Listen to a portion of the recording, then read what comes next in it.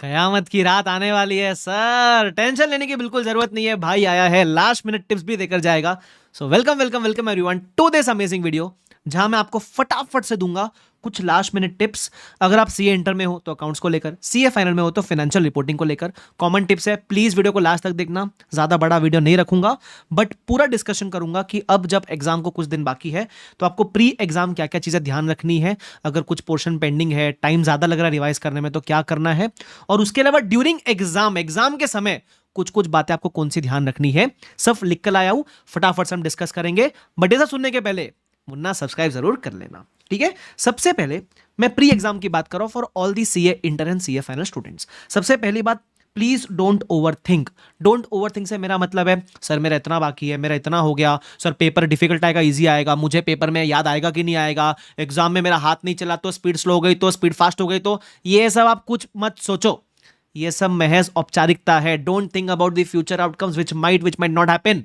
Ignore it, don't over think. Please अपने targets पे, अपने पढ़ाई पे फोकस करो, पहला चीज। सेकेंड चीज, सर रिवीजन को है ना ज्यादा समय लग रहा है सर, मैंने सोचा था ये चैप्टर मैं 3 घंटे में कर लूंगा, अब 4 घंटे लग गए तो लग गए, कोई दिक्कत नहीं है भाई। ज्यादा समय लग गया तो लग गया, पाप थोड़ी ना कर लिया। अब वो आप टेंशन के मारे कि ज्यादा समय लग गया, उसके बारे में सोचते सोचते आप जो आधा एक घंटा बर्बाद करोगे ना, वो प्रॉब्लम है।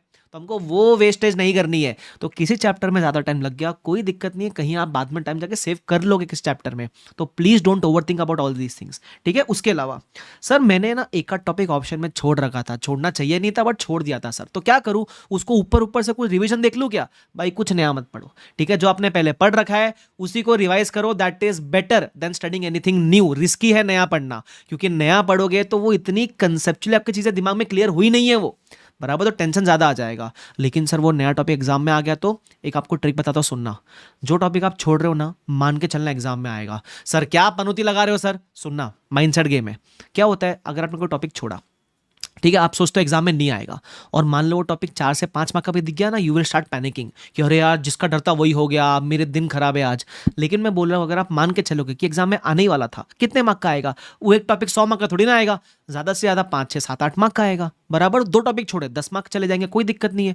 हमको कौन सा 100 में 100 लाना है, उसके अलावा 20 मार्क का ऑप्शन में भी होता है छोड़ने के लिए, ठीक है। मान लो कंपलसरी क्वेश्चन में आ गया, कोई दिक्कत नहीं है भाई, हमको जो पेपर आता है हम उस पर फोकस करेंगे ना, हम उसमें स्कोर करने का देखेंगे। तो ये सब कंफर्ट जोन अपने साथ डे 1 से लेकर चलना, टेंशन मत लेना, ठीक है। उसके अलावा एक बहुत इंपॉर्टेंट चीज फॉर ऑल द स्टूडेंट्स जो कभी भी अकाउंटिंग स्टैंडर्ड या इंड एस का आंसर लिख रहे हैं, ठीक है। अब होता क्या, जब भी एएस या इंडेक्स का क्वेश्चन पूछा एग्जाम में, प्लीज उसको रेलिवेंट कंसेप्ट कोट करके आओ, 2-3 लाइन लिख कर आओ। राम कथा लिखने का जरूरत नहीं है। एग्जांपल मान लो पीपीई के कंपोनेंट अकाउंटिंग के ऊपर क्वेश्चन आ गया, तो पहले रेलिवेंट रेफरेंस दो। मान लो एज पर एएस 10 या एज पर इंडिया 16 पीपीई का कंपोनेंट अकाउंटिंग क्या होता है, जहां वो डिफरेंट कंपोनेंट्स को हम अलग से डिप्रिशिएट करते हैं। मान लो कोई कंपोनेंट रिप्लेस किया है तो नया कंपोनेंट का वैल्यू ऐड करते हैं, पुराने वाले का वैल्यू माइनस करते हैं। बस ये 3 लाइन लिख कर आओ, तुम समझे, ओन वर्ड्स में लिखो, एज इट इज लिखने का जरूरत नहीं है आपको। एएस इंडेक्स का नाम नंबर बराबर, और अपने ओन वर्ड्स में 3 से 4 लाइन में एक्सप्लेनेशन, फिर आंसर शुरू करो। देखना आपको वो कितने शानदार मार्क्स ग्रांट करेगा, ठीक है, ध्यान रखना। उसके अलावा प्लीज पॉजिटिव रहो बराबर। कोई ऊपर वाला है जो आपका कभी बुरा नहीं चाहेगा, बट उसके लिए आपका पॉजिटिव रहना बहुत जरूरी है।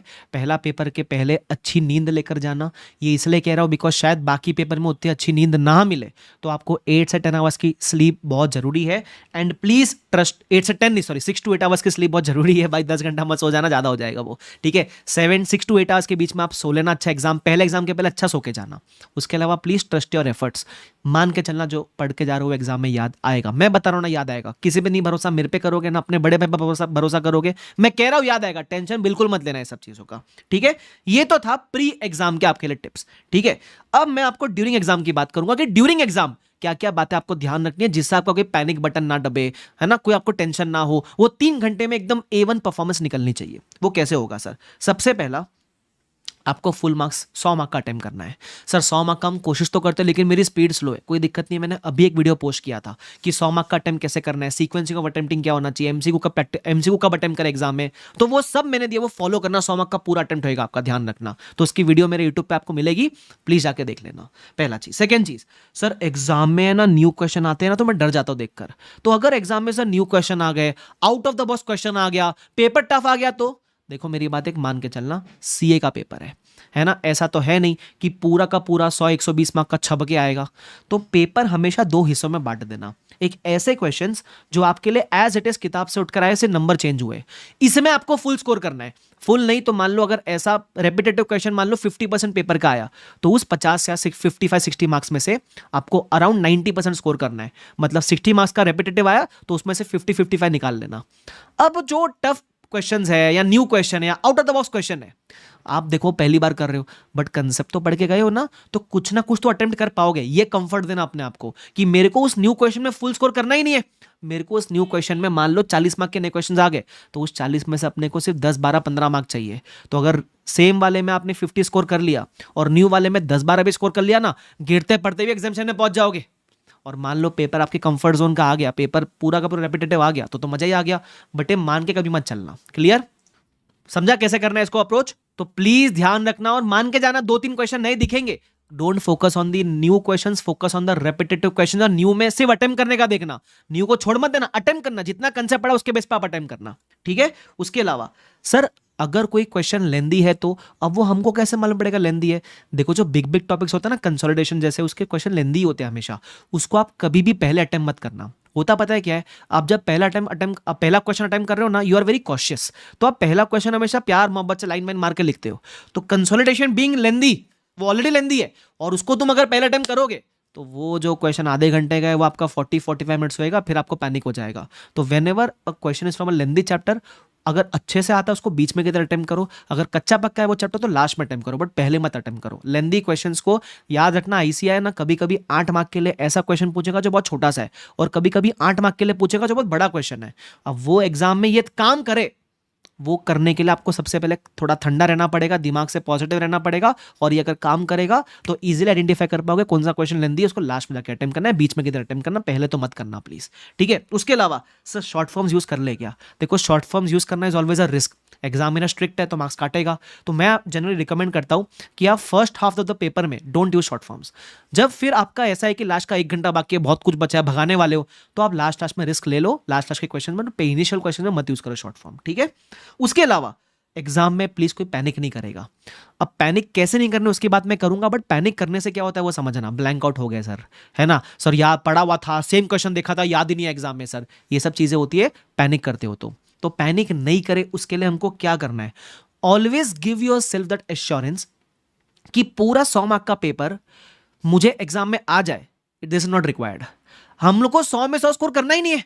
जब भी कोई नया क्वेश्चन दिखे, मान लो 10 क्वेश्चन है पेपर में, 10 में से मान लो 4 क्वेश्चन भी नहीं दिख गए, तो भाई हमको कौन सा 100 में 100 लाना है? नहीं, तो 4 क्वेश्चन में अटेम्प्ट करेंगे, हमको वो 6 क्वेश्चन को स्कोर करना है। So whenever you give that comfort zone to yourself कि मेरे को 100 आउट ऑफ 100 नहीं चाहिए, तो आपका पैनिक बटन नहीं दबेगा। क्योंकि पैनिक बटन दबने का एक ही तरीका है, स्लो लिख रहे हो तो पैनिक बटन दबेगा, या फिर आपको कोई क्वेश्चन नया दिख गया तो पैनिक बटन दबेगा।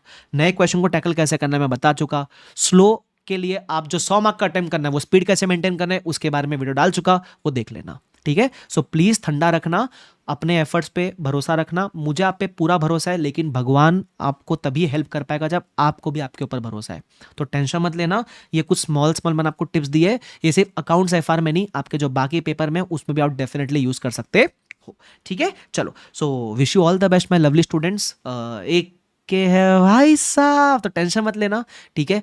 मुझे आपके एफर्ट्स पे पूरा भरोसा है, बहुत अच्छे से मेहनत कर रहे हो, मेहनत में कमी मत छोड़ना। ठीक है? ऐसे ही मेहनत करते रहो, अपना बेस्ट देने का ट्राई करो। ठीक है? डोंट सी कि उसका कितना हुआ मेरा कितना हुआ, आप अपने हिसाब से बेस्ट देने का ट्राई करो। Okay? So thank you so much, bye bye everyone, take care, see you all, bye bye and wish you all the best my lovely students, bye bye.